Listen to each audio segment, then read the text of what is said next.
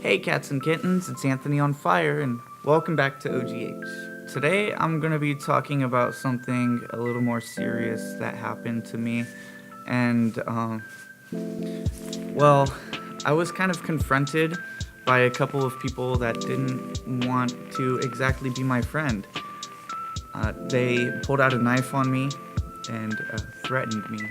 But before I get into that, I just want to talk about what led to this happening, and how serious this really is for me. Let's start off with how I've been doing recently, ever since the move from Sacramento to Oxnard. It's been amazing so far, getting to hang out with my dad, hanging out with my sisters, my family out here, making brand new friends. It's been both good and bad. I've been so stressed. I'm either completely lethargic or completely manic, especially in my work environments, because some days I will be working 2 8-hour shifts from 4:30 a.m. to like 12 at night, and I don't get home until super late, and then I get a little bit of time to myself. And I'm really sorry for everybody on Instagram that I usually talk to, and it seems like I'm ignoring people. It's been really hard for me. I've been trying to take more time for myself mentally. I'm not gonna stop making videos or anything like that, but my interaction has definitely been down, and I'm really trying hard not to beat myself up about it, but it makes me feel really bad because I do consider you guys my friends and I like talking to you, but sometimes, I just get too busy with what I need to take care of, and that is working 16-hour days. We're going to school full-time. I'm actually filming at school right now. They're really cool and they let me do this. Recently was my sister's birthday. I actually worked that day, so we had dinner later that night. It was cool. That was the first time I had BJ's, and they had these avocado, what's it called? It's avocado spring rolls, egg rolls, or fudge. Dude, they were so good. Yeah, I love avocados. Ass and avocados. Shit I love to eat. Anyway, so it's been a really rough week for me. I got in an argument with a good friend of mine. We made up, everything's fine, but this was right before I was almost murdered. Also, right before that, I had received some other bad news. I had recently joined a band that was supposed to play a show last Saturday. Our drummer bailed a couple days before that, so we couldn't play, and I was really stoked to play, and it would have been really cool, but we just didn't. Still went and made a lot of friends. I got invited out recently by a coworker to this fire spinning thing, and somebody let me use their stuff. I learned how to flow with a circle and a flow with the dragon staff, so now I got all these sick moves, I can do. I feel so cool. That I've been in a huge slump, and that's exactly what I needed. But sometimes things like that don't happen in time or whatnot. So I was having a really stressful week. I was having a really bad time at the moment. I can't smoke in the backyard at my house anymore because their lease got renewed and they added a new rule that there's no smoking allowed on the premises. And I just need a cigarette sometimes to relax from the whole day of bullshit and frustration. 16 hours of work, 12-hour days at school with all the homework that I do while maintaining a social, at least an online social life, and trying to do just a few things for myself so I don't go absolutely crazy. 7 minutes to myself is all I wanted. I'm having a stressful week, and I just go outside for a smoke. Down the street, on the kind of not even too far from where I live, because I can't smoke in the backyard anymore because management will know and kick out my family, and I don't want that.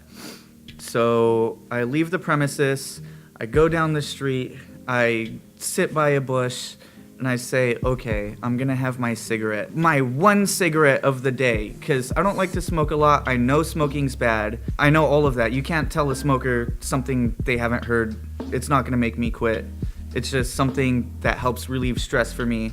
It's not for everybody. I definitely don't condone it.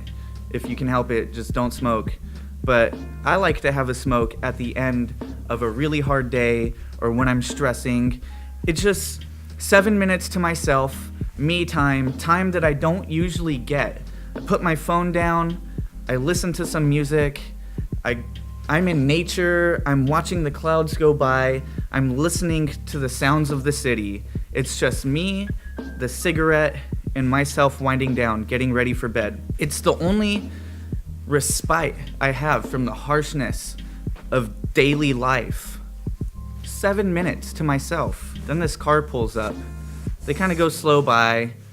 They stop at the stop sign up the street, and I don't pay any mind to that. I'm just sitting there smoking, listening to my music. It's about 10 p.m., not even that late. I'm just chilling, minding my own business, and then they slowly come back. Reverse.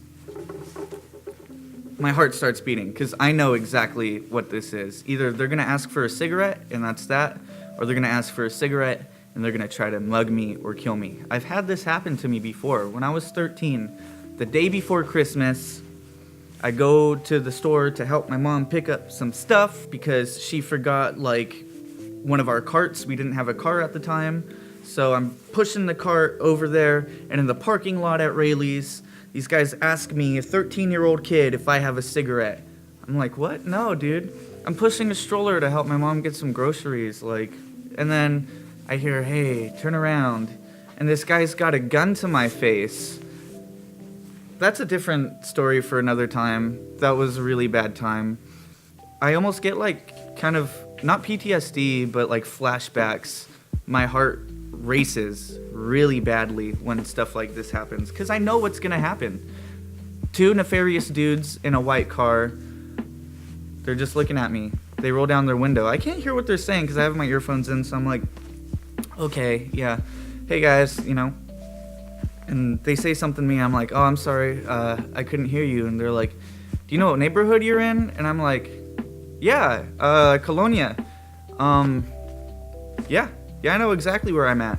They're like, oh, you gotta be safe out here, man. It's dangerous to just be smoking on the curb like that. People out here will try to shoot you or something because they'll think you're the wrong guy. And I'm like, oh, okay, well, thanks for watching out for me. I'm kind of just out here minding my own business, having a cigarette before bed. It's been a stressful day. It's been a stressful week. And then they tell me, no, dude, somebody's going to come out here and shoot you. Like, you know, you're in the wrong neighborhood. And I was like, no, I live right over there. I'm pretty sure I'm in the right neighborhood. And he's like, where do you live? And I'm like, down that street over there. And he's like, yeah, where exactly? And I'm like, just down the street, you know? I don't want these freaking weirdos knowing where I live. By the way, these are two dudes in like an Ultima or something. I should have been paying more attention. Like 30 years old. What the fuck are you doing with your life at 30 years old? These fucking losers say, well, you better get up and go. And I'm like, I'm just minding my own business, man. I'm just trying to finish the cigarette, you know? It's been real stressful, real hard day. And so the guy gets out and he pulls a knife on me. And my heart's kind of racing right now. And I'm like, dude, I'm trying to be emo. Can I just be depressed and not die in the street? In my head, obviously. At this point, I'm just completely shocked. I should have known what was expected. And he's like, you better go home right now. And so I'm like, all right, bro. I put the cigarette out. I'm gonna go over here. Thankfully, the street is a one-way going out, so they couldn't follow me in.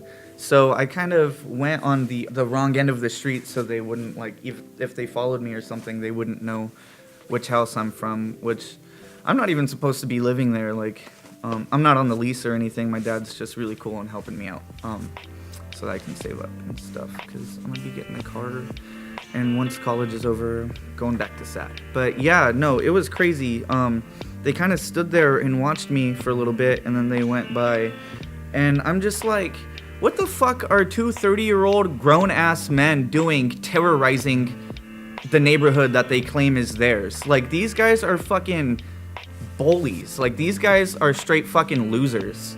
Like, I don't care what clique you claim, fucking what neighborhood you're from. If you're out there terrorizing your streets or anybody else's streets, you're a fucking loser. Threatening people who you don't know their backstory, threatening to hurt them, say they're gonna get shot in the face, just for being outside at 10 o'clock, like,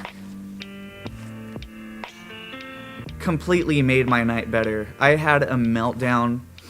I freaked the fuck out. I just put my head in a pillow and cried and said, why? Why me? Like, this has really gotta happen. And it makes sense because the guy that I'm in a band with, I told him, like, hey dude, I'm in the Colonia, can you pick me up for practice?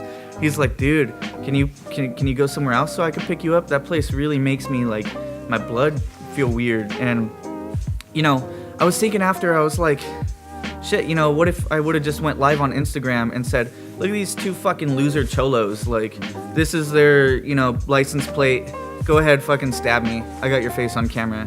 Boom, going on live. I don't know, maybe next time if that happens, I'll just go live and be like, leave me the fuck alone, dude, like, go ahead, stab me. But then I figured, well, if they stab me or kill me or whatever, and they go to prison or jail or whatever, my friend that was just telling me, hey, I don't like going to the Colonia, which he admitted I live in a nicer part of it, but apparently not if I'm being threatened. Maybe I just look like a fool or something. He was telling me that the prisons out here, all of the other gangs in prison or jail, like there's the Aryan Brotherhood and, like, you know, all the other racial stuff, all of them are like 30% of the gangs, and like 70% are people from the Colonia, the neighborhood that I'm living in. So even if those guys were to go to prison or jail, depending on whatever happened to me, it would just be like a fucking family reunion for them. Yeah, my heart's like really bumping right now. Like, I was almost murdered. It did not feel good. I don't feel safe.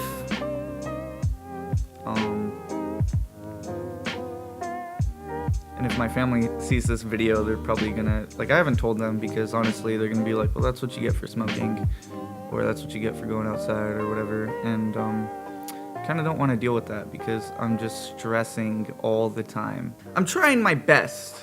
I'm trying my best.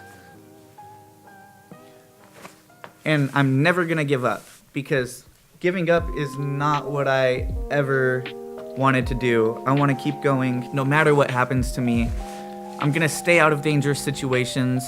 I don't feel safe. Okay, I'm not gonna go outside to have cigarette. I'm just gonna smoke outside of work or something. This is completely unscripted. I don't really know what I'm saying anymore.